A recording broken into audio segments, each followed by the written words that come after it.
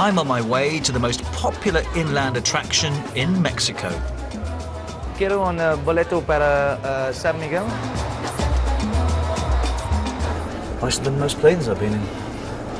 In fact, San Miguel de Allende is seen as the future of Mexican tourism. San Miguel is a town with a deep sense of its own independence. This man, Ignacio Allende, was one of the leaders of the rebellion against the colonials in the early 19th century. This, the most popular tourism destination inland in Mexico, has three main characteristics: beautiful colonial buildings, lots of expats, and lots of artists.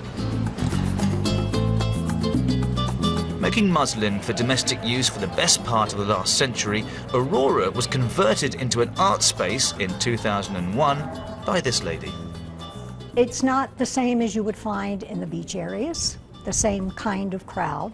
You get the crowd that's more devoted to the arts, the music. We have ex-writers, artists, ex-musicians from their old life. They come here and they carry on. Established and younger artists thrive in Aurora's unique ambience.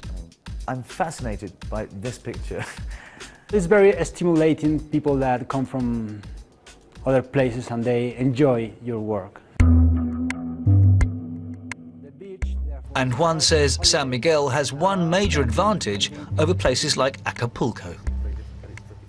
It's not so easy that just a gangster came here and get inserted in the social community as a new businessman, for example, no? So in that terms, the San Miguel Allende is still a small town with a middle class. A middle class largely made up of some highly qualified expats, devoting their later years to art and the 100+ charities that work out of San Miguel. Sometimes it feels like every other voice you hear is from North America. As someone said to me, it's more like Mama's apple pie than Mexican beans refried. Then again, all done in the best possible taste.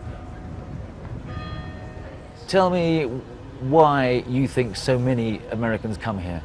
Well, several reasons. The weather obviously is number one. Two, it's relatively cheaper here than to go to one of the big American resorts.